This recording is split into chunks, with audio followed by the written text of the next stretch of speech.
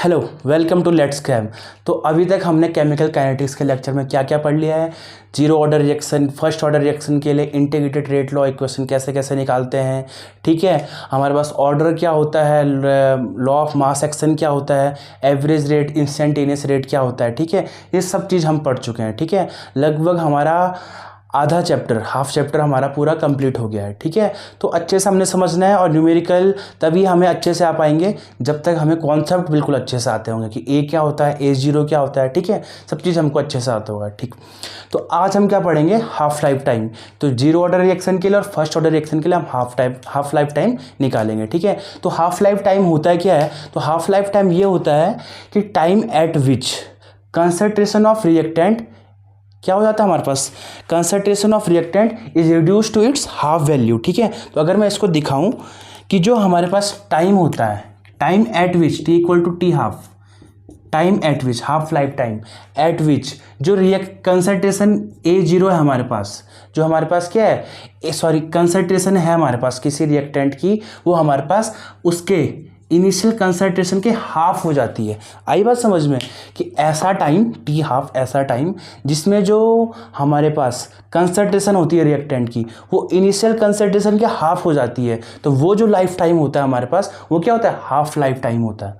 आई बात समझ में, कोई दिक्कत इसमें नहीं है। तो फटाफट सबसे पहले हम किसके लिए निकालते हैं, जीरो ऑर्डर के लिए निकालते हैं। तो हमें पता है जीरो ऑर्डर के लिए रिएक्शन क्या होती है, क्या होती है हमारे पास, T equal to A zero minus A upon K. इसमें कोई दिक्कत है, टी इक्वल क्या होता है, ए जीरो माइनस ए अपॉन के। ठीक है, तो यहाँ पे हमारे पास ए जीरो क्या है, ए जीरो क्या है हमारे पास कि इनिशियल कंसंट्रेशन, ए क्या है फाइनल कंसंट्रेशन, मतलब आफ्टर टाइम टी में जो कंसंट्रेशन है वो ए है, अपॉन के, यही तो है हमारे पास। ठीक है, तो A zero minus A upon के, तो हमारे पास जो ए है वो क्या होना चाहिए टी हाफ के लिए, टी हाफ के लिए जो हमारे पास ए हो क्या होना चाहिए, इनिशियल कंसंट्रेशन के आधा होना चाहिए, मतलब हाफ होना चाहिए। तो ये क्या हो जाएगा, ए जीरो माइनस ए की वैल्यू क्या हो जाएगी, A zero upon two, upon आ जाएगा के।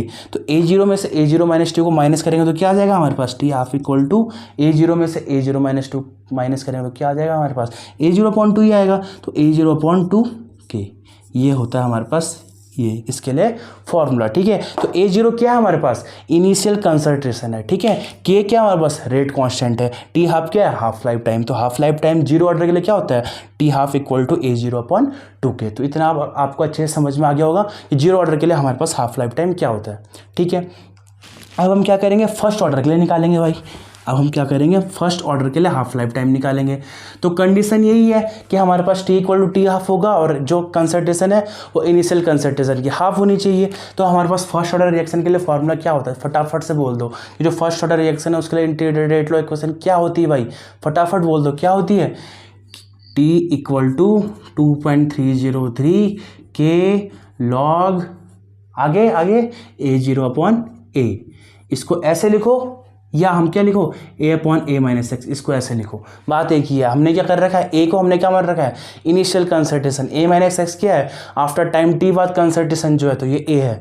ठीक है, इसमें कोई दिक्कत नहीं है। तो हमारे पास हाफ लाइफ टाइम के लिए क्या हो जाएगा, T equal to T half. ठीक है, तो ये जाएगा 2.303 अपॉन के लॉग, यहाँ पे हो जाएगा हमारे पास ए जीरो अपॉन ए की जगह क्या आ जाएगा, ए जीरो अपॉन टू, जो आफ्टर टाइम टी बाद कंसंट्रेशन है वो कितनी होगी, ए जीरो अपॉन टू।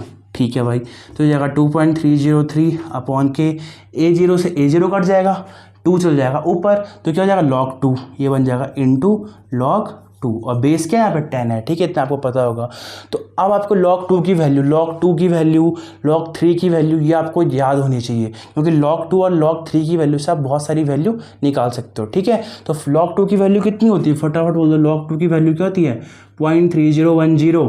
ठीक है, लॉग थ्री की वैल्यू कितनी होती है, 0.4771। ठीक है, तो लॉग टू की वैल्यू होती है 0.3010, लॉग थ्री की वैल्यू 0.4771। ठीक है, तो लॉग टू की वैल्यू हम यहाँ पे लगा देते हैं 2.303 इंटू 0.3010 अपॉन के, तो ये हो जाएगा टी हाफ इक्वल टू, और जैसे हम इसका मल्टीप्लाई करते हैं तो क्या आ जाता है हमारे पास, ये आ जाता है 0.693 अपॉन के।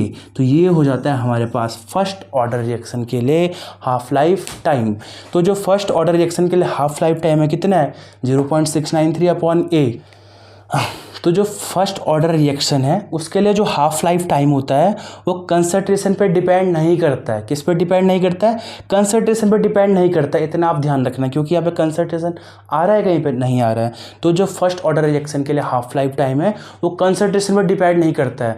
तो कई बार पेपर में ऐसा क्वेश्चन भी आ सकता है कि जो फर्स्ट ऑर्डर रिएक्शन है उसके लिए जो हाफ लाइफ टाइम होता है वो कंसंट्रेशन पर डिपेंड नहीं करता है। इसको प्रूफ करो, ठीक है। तो हमें क्या करना पड़ता है? हमें फटाक से क्या करना है? हाफ लाइफ टाइम निकालना है। तो बस यहाँ से पता चल रहा है कि जो फर्स्ट ऑर्डर रिएक्शन है उसके लिए हाफ लाइफ टाइम है, कंसंट्रेशन पर डिपेंड नहीं कर रहा है, ठीक है। तो ऐसा हम कर सकते हैं, ठीक है। तो यहाँ से हमारे पास जो न्यूमेरिकल है यहाँ से आते हैं हमारे पास हमारा फर्स्ट ऑर्डर, जीरो ऑर्डर, इसके लिए जो हाफ लाइफ टाइम है, इंटीग्रेटेड रेट लॉ इक्वेशन है, वहाँ से हमारा न्यूमेरिकल बनते हैं या डेरिवेशन बनते हैं। और लगभग 98% या 99% मतलब हर बार पेपर में अगर 10 साल आप प्रीवियस ईयर पेपर देखो तो उनमें से 9 बार लगभग यहाँ से क्वेश्चन बने ही बने होंगे, ठीक है। तो आपको ये बिल्कुल अच्छे से आना चाहिए। और अगर आपको कोई भी डाउट होता है तो आप हमें कमेंट बॉक्स में पूछ सकते हैं, ठीक है। तो आपके लिए हम एक डाउट सेशन की अलग वीडियो हम बना सकते हैं, ठीक है, अगर हमें लगे कि आपके डाउट हैं, ठीक है। तो आपको इस वीडियो के रिगार्डिंग कोई भी डाउट हो तो कमेंट बॉक्स में कमेंट करें।